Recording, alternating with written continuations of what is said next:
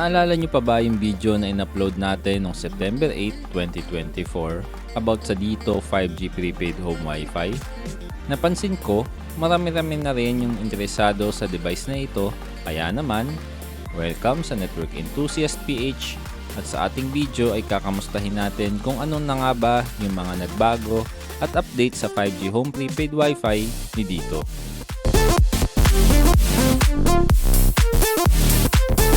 Bago tayo magsimula, ang video na ito ay hindi sponsored at ang mga sasabihin ko dito ay base sa mga napansin ko at sa paggamit ko ng home prepaid Wi-Fi na ito.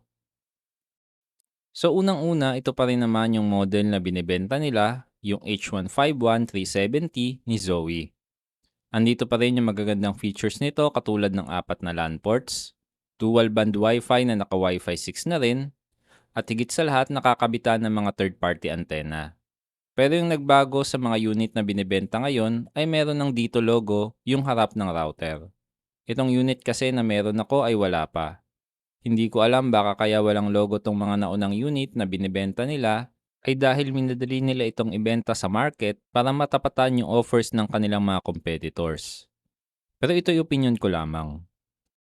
Pangalawang pagbabago na napansin ko ay yung naming scheme nila.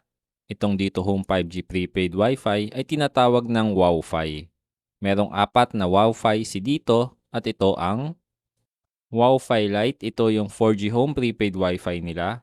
Wowfi Pro, ito yung ating H151370 na may 5G.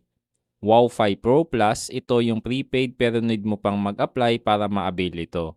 Ang price ng device ay 4,990 pesos para sa starter kit. May speed na 500 Mbps pero as of recording of this video, hindi pa ako makapag-apply nito. Wowfi Ultima, ito yung kanilang postpaid meaning may bill kada buwan at 500 Mbps din ang speed nito. Sa ngayon, itong aking H151370 ay ginagamit ko na lamang na isa sa mga backup internet connections ko. Pero plano ko itong kabitan ng ordinary Dito SIM para sa mas murang data promos. Ginagamit ko rin pala siya guys as third-party router at dinisable ko yung kanyang cellular data para sa one port ako kukuha ng internet connection galing sa aking fiber internet. And so far maganda ang performance ng router na ito, salamat na din sa kanyang Wi-Fi 6 capability. At guys, open line din pala tong unit ko right out of the box nung nabili ko nung 2024. Wala akong ginawang modification dito aside sa kinabitan ko ng SIM ng ibang network.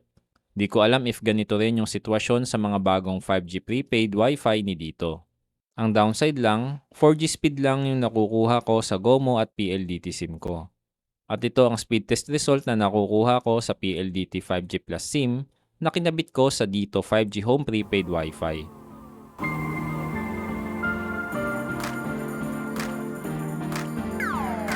At ito naman sa GOMO.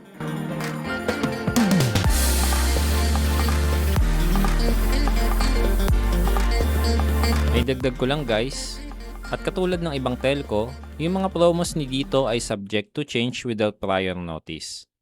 Kaya pwede yan mawala, mapalitan, or madagdagan. Kaya keep an eye lang tayo sa mga promos nila guys, baka may mas lumabas pa na sulit. So ayun yung mga changes at update natin sa 5G home prepaid Wi-Fi ni Dito. Nga pala, huwag niyong kalimutang mag-like at mag-subscribe at i-click yung bell icon dahil malaking tulong yon para masuportahan yung channel natin. Salamat sa panonood.